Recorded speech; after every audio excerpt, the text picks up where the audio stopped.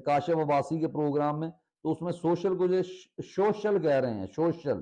یعنی جن کو سوشل میڈیا کہنا نہیں آتا وہ یہ کہہ رہے ہیں کہ سوشل میڈیا تو عمران خان کو عاصم سلیم باجوہ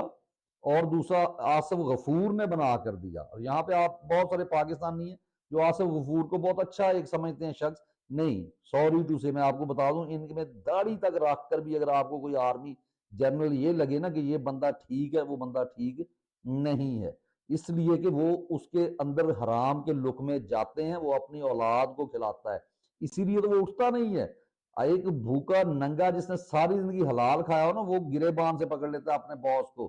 کہ ہاں جی تم یہ کس طرح سے غریب کا حق کھا رہے ہو، میرے ہوتے حلال کمائی اور حلال جب آپ کے اندر گیا ہوا ہوتا ہے۔ تو الزام یہ لگایا کہ جناب وہ سوشل میڈیا، جس کو انہوں نے کہا سوشل میڈیا، کہ وہ ٹیم جو ہے وہ انہوں نے بنا کے دی ہے۔ تو ان کی اطلاع کے لیے عرض ہے کہ جب انہوں نے مدد مانگی تھی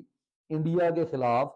تو جتنا ساتھ پی ٹی آئی کی سوشل میڈیا ٹیم نے ان کا افواج پاکستان کا دیا، اور اگر اتنے یہ جناب ہنرمند ہیں، یہ کچھ بنا سکتے ہیں، کوئی ایٹم بم بنا کے الٹا وہ کیا کہتے ہیں ہم نے گلے ڈلوا لیا ہے کہ ایٹم بم بنا کے ہمیں یہ بھیک منگوا رہے ہیں، اور خود وہ بھیک مانگ کے ہمیں بھکاری بنایا ہوا دنیا میں، اور وہ پیسہ جو آتا ہے یعنی بھیک کی مد میں وہ ان کے بچوں کی عیاشیوں کے اوپر خرچ ہو جاتا ہے، آفیسر کو مینج کرنے کے لیے استعمال ہو جاتا ہے، اگر کوئی جج سر اٹھاتا ہے تو اس کا سر کچلنے کے لیے، اگر کوئی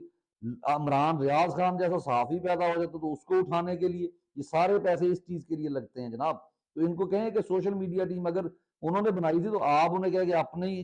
جو جماعت ہے اس کے لیے بنا لیں،